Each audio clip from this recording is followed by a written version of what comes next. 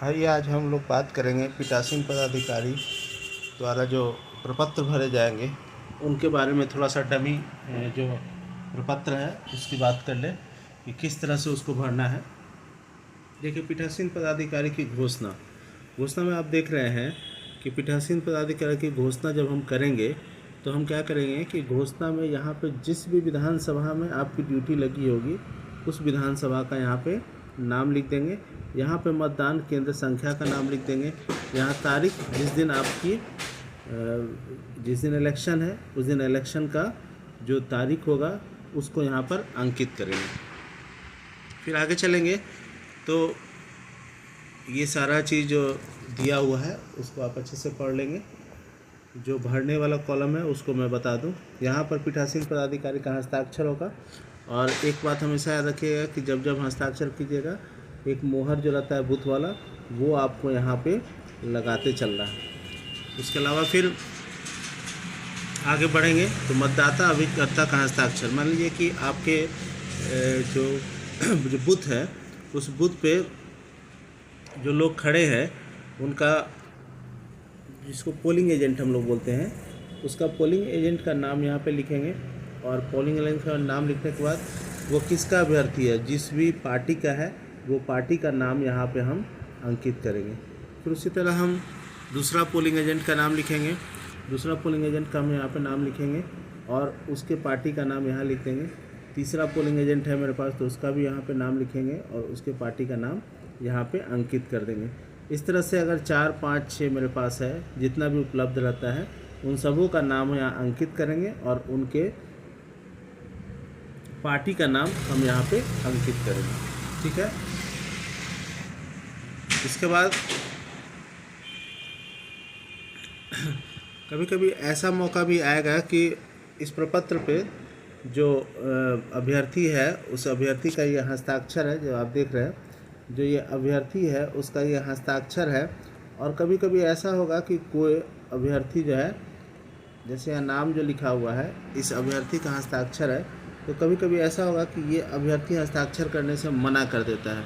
ऐसी स्थिति बहुत कम आती है, लेकिन अगर ऐसी स्थिति आती है तो हम उन सबों का विवरण यहाँ पर देंगे कि किन किन लोगों ने हस्ताक्षर करने से मना किया है और किस किस पार्टी के वो कार्यकर्ता है।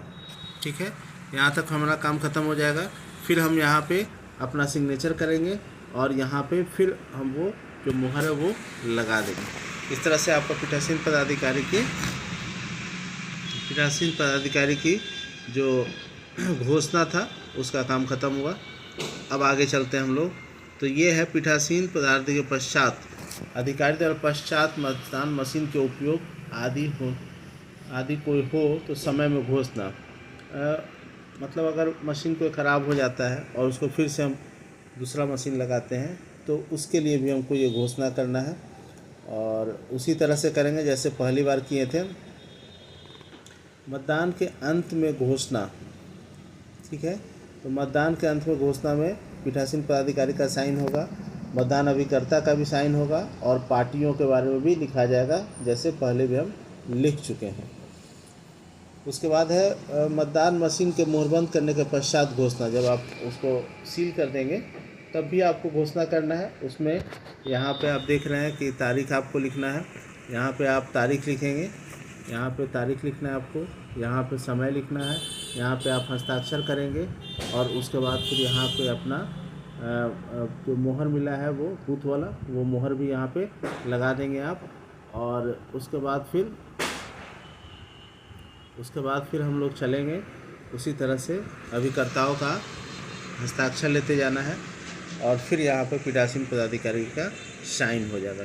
प्रतिवेदन में मॉक पोल प्रमाण पत्र जो आपको बनाना है उस पर देख लें। चुनाव के नाम में बिहार विधानसभा आम निर्वाचन 25। ठीक है, जहाँ पे आपका है उसका नाम और उसका ये लिखेंगे, विधानसभा का संख्या लिख देंगे। फिर संसदीय क्षेत्र, जैसे जिस लोकसभा क्षेत्र में वो पड़ता है उस लोकसभा क्षेत्र के बारे में हम लोग लिख देंगे यहाँ पे। और उसके बाद फिर मतदाता केंद्र संख्या लिखेंगे और वीवीपैट में जिस पार्टी को जितना वोट हमने दिया है उसके बारे में हम यहाँ लिखेंगे कि इस पार्टी को हमने इतना वोट दिया, और सीयू में जो दिखाया गया है, सीयू में जो दिखाया गया है वोटों का संख्या, जैसे यहाँ पे हम दिखाना चाहेंगे आपको कि जैसे हमने पार्टी को ये वोट दिया, पार्टी को वोट दिया, वोट के बारे में जिक्र है यहाँ पे कि हमने इस पार्टी को मॉक पोल में इतना वोट दिया, सीयू में वोट जो दिखाया गया उसकी संख्या क्या है, सीयू में जो वोट दिखाया गया उसकी संख्या क्या है, फिर वीवीपैट में जो दिखाया गया मुद्दन जो पर्ची निकली है उसकी संख्या, और जो अभिकर्ता का हस्ताक्षर हम ले लेंगे यहाँ पे, जो भी अभिकर्ता उपलब्ध रहेंगे उस टाइम, और अगर नहीं रहेंगे तो फिर P1 P2 और P3 मिलकर और प्रिजाइडिंग मिलकर इस काम को अंजाम देंगे। चलिए, जब ये मॉक पोल हमारा बन जाएगा तो ये जो लिखा हुआ है उसको एक बार आप पढ़ लीजिएगा, हाँ और नहीं करना है कि वीवीपैट से निकाली गई पर्ची थी या नहीं, ये सारा हाँ नहीं करना है आपको। अभिकर्ता का नाम लिखेंगे, पार्टी का नाम लिखेंगे और अभ्यर्थी का नाम लिखेंगे, और उसके अभिकर्ता का सिग्नेचर हम लेते चलेंगे। पर सभी मानक समय में 5 मिनट से अधिक कम हो या अधिक हो, ठीक है। पीठासीन पदाधिकारी का साइन हो जाएगा और वहाँ पे वो बूथ वाला मोहर भी यहाँ आपको लगा देना है। इस तरह से ये आपका कंप्लीट हुआ, ठीक है। उसके बाद फिर हम जो मतदान अधिकारी हैं उनका सिग्नेचर ले लेंगे, P1 का प्रिजाइडिंग करेंगे, P1 करेंगे, P2 और P3 भी इसमें सिग्नेचर कर देंगे, ये ध्यान रखिएगा।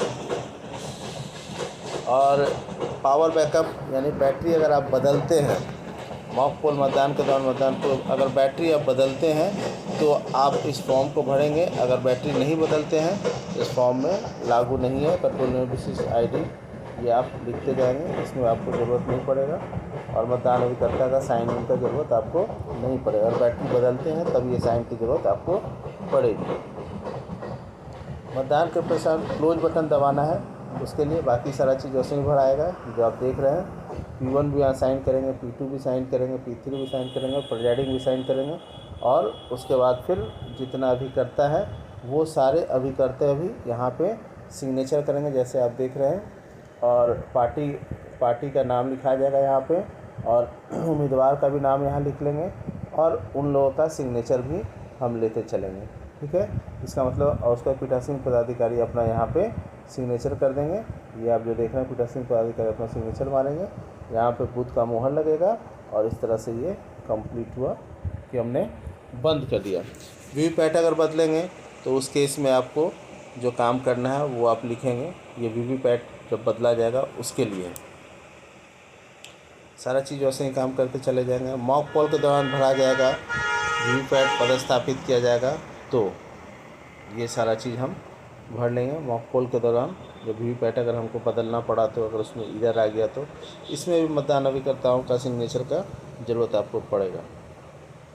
उसके बाद आपका है कि दर्ज मतों का लेखा है, जो उसमें मत दर्ज किए हैं, तो जो दर्ज मतों का लेखा ऊपर वाला तो वो सेम भराता रहेगा, इसमें कोई दिक्कत नहीं है।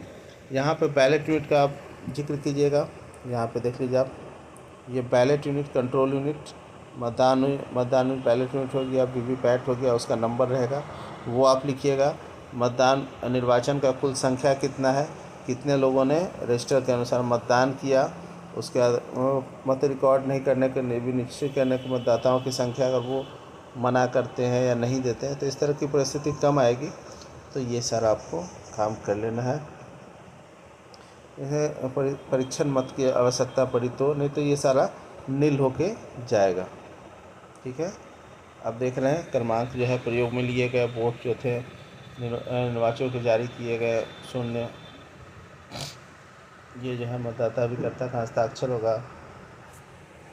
पेपर सील जो आपको मिलेगा उस पेपर सील का डिटेल आप यहाँ पे देंगे। पेपर सील आपको मिला, कौन सा पेपर सील आपको मिला है, कौन सा पेपर सील आपको मिला है, कौन सा पेपर सील आपने यूज़ किया है, कितना पेपर सील आपने लौटाया है, अगर क्षतिग्रस्त हो गया तो उसकी संख्या भी आप यहाँ पे देंगे, ठीक। फिर यहाँ पे सिग्नेचर है, यहाँ पे स्थान और तारीख आप मेंशन करेंगे। ये डायरी है पीठासीन पदाधिकारी की, डायरी में भी आप देख सकते हैं कि क्या क्या आपको भरना है। एक सैंपल दिया हुआ है, इस सैंपल के अनुसार आप देखकर इसको भर लेंगे, ठीक है। यहाँ पे आप ध्यान रखिएगा कि इस डायरी में प्रथम पदाधिकारी का भी सिग्नेचर होगा। यहाँ पे ये देखिएगा, प्रथम मतदान पदाधिकारी का सिग्नेचर होगा। ठीक, पुरुष की संख्या, महिला की संख्या, थर्ड जेंडर, कुल, इस तरह से चैलेंज वोट क्या था, स्वीकृत व अस्वीकृत मत क्या था, ये सारा चीज़ आप भरते चलेंगे इसमें। और ये आपका जो अधिकारी आते हैं उनसे ये फॉर्म आपको भरवा लेना है कि सेक्टर मजिस्ट्रेट आएंगे या जो भी आएंगे उनसे ये फॉर्म आपको भरवा लेना है, साइन करवा लेना है।